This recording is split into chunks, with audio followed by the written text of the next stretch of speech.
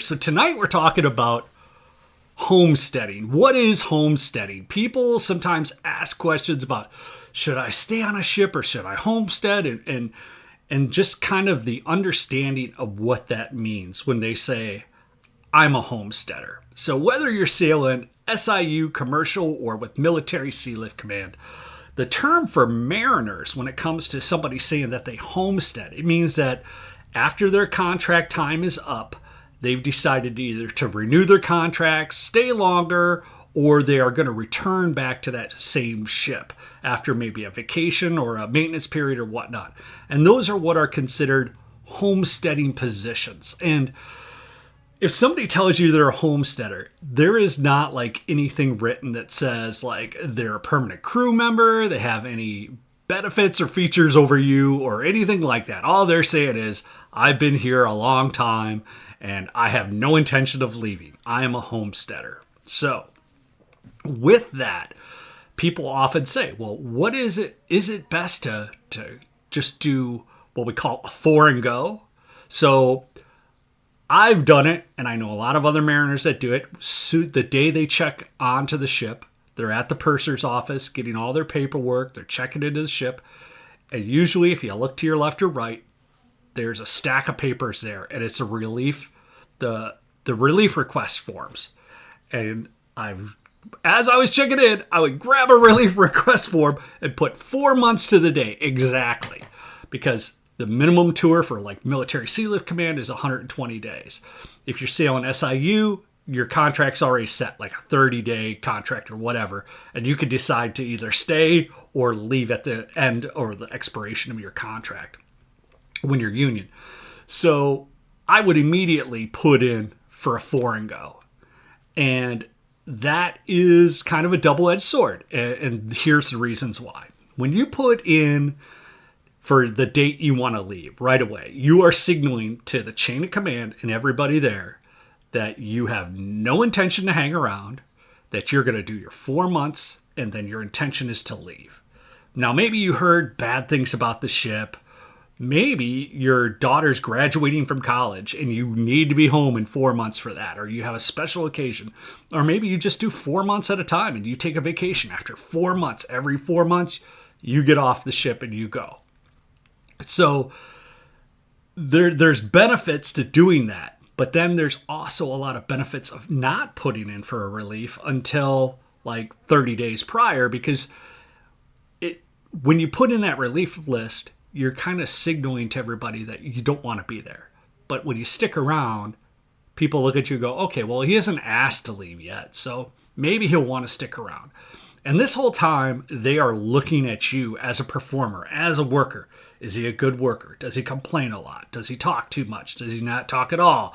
Like whatever kind of vibe there is on the ship, do you fit into that culture of that ship? Because every ship has their own kind of homesteaders that have been there a long time, and they kind of set the tone of how things are, and they've kind of positioned themselves on watches more senior than other watch standards. They're like, I've been on this watch, so I get this watch. And it's a bunch of games almost that people play at times. But the homesteading has a lot of advantageous portions because you get into the routine of that ship. You understand how that ship rolls.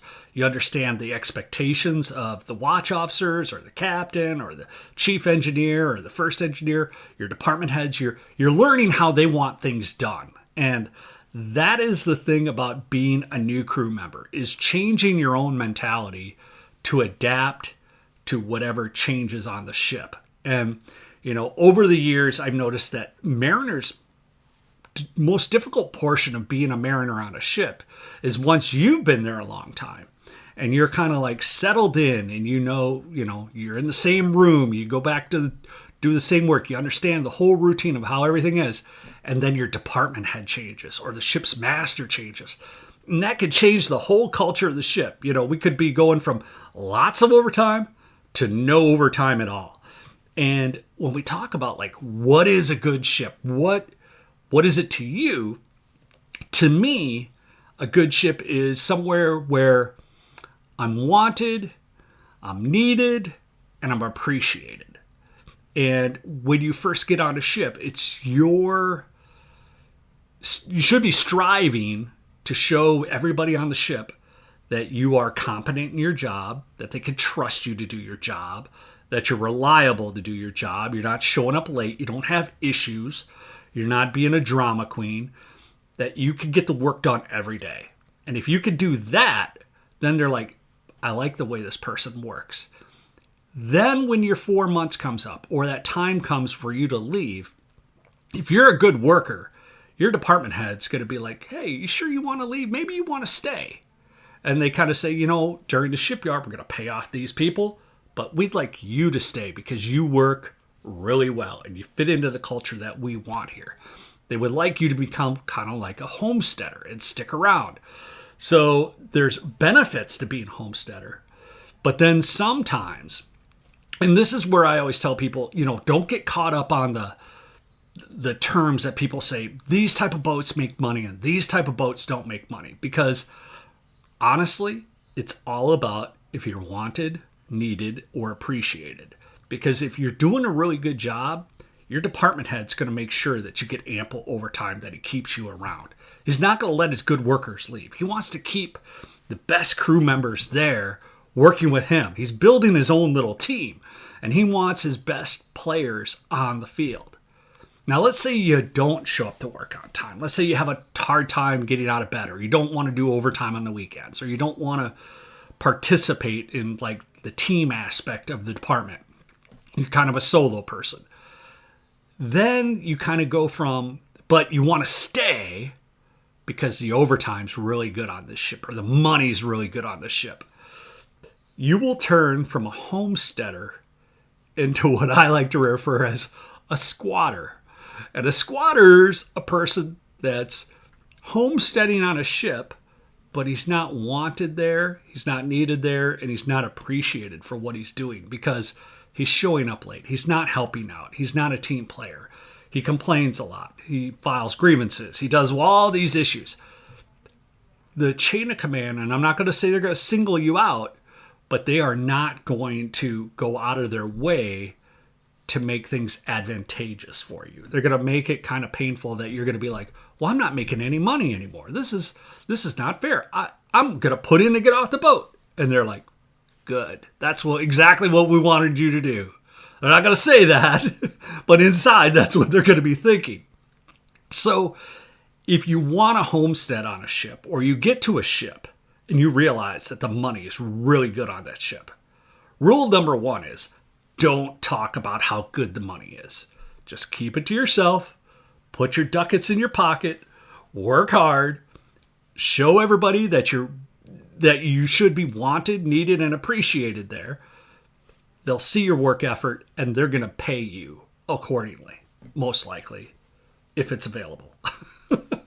It should.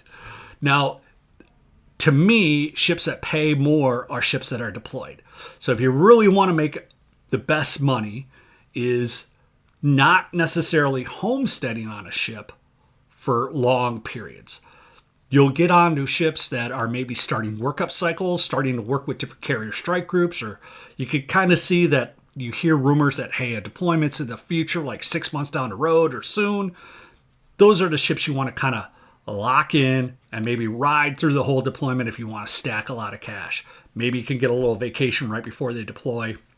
But by showing that you have that good work ethic, they're going to go out of their way to make sure you get a little piece of time off before they go. And you express that to the chain of command, put in for a little shore leave.